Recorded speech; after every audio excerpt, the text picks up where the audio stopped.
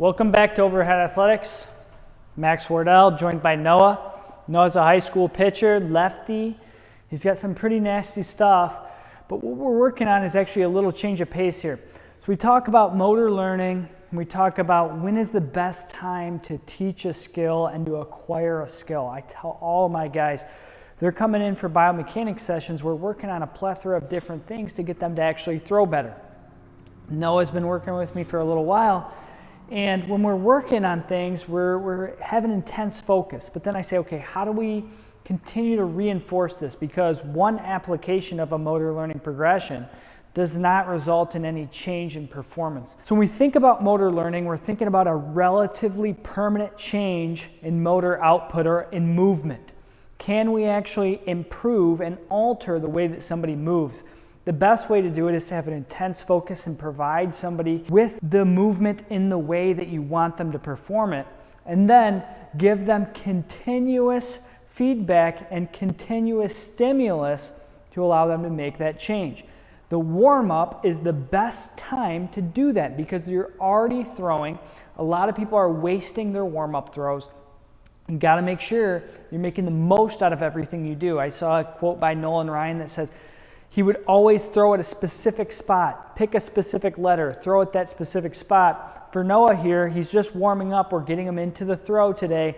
And we're working on things in his warm-up. In his case, we're working on a little bit of his sinker.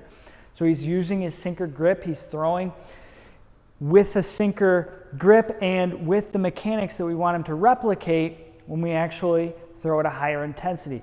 So we talk about reinvestment and old movement patterns, and oftentimes that's a result of people just saying, I worked on this, I've got it, I don't do it anymore. That's the worst thing you can do. The best thing you can do is say, all right, I've been working on this skill for a period of time, now I'm going to continue to work on it in smaller amounts just to maintain and continue to improve in small amounts the skill that I have now begun to master.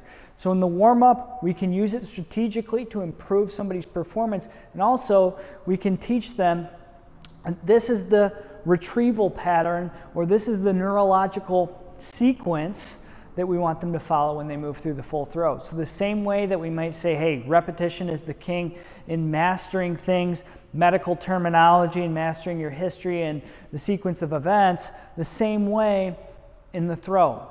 We have a pattern, we have a sequence, we have a movement that we want someone to replicate. We're going to teach them to replicate that over and over and over in their warm-ups. When they get into the game situation, when they get into their higher intensity throws, their bullpen, they're able to retrieve that pattern. So here in the warm-up, what Noah's working on is actually his sinker. And the cool thing about this is the sinker is a nice little way for us to actually teach some interesting stuff. You can keep warming up. For Noah, because he was actually cutting every pitch, so he was actually throwing a cutter every single time. Just a little bit of supination, a little bit of radial deviation as he came across. His last finger to leave the ball was always that index finger, which is a little bit peculiar, and he has great movement with it. So hey, that's a great pitch. You could throw it relatively hard, but let's develop something that can give us a little bit of arm side break, and that's your sinker. So while you have a two-seam cutter, you got a two-seam sinker. And so we're actually working on his mechanics at the same time that he's working on an off-speed here in his warm-up. Like I said, continue to reinforce. Just because you can now do a specific movement doesn't mean you're always going to be able to do it unless you continue to replicate it, and that's what we do in our warm-ups. We want to use them to the best of our ability.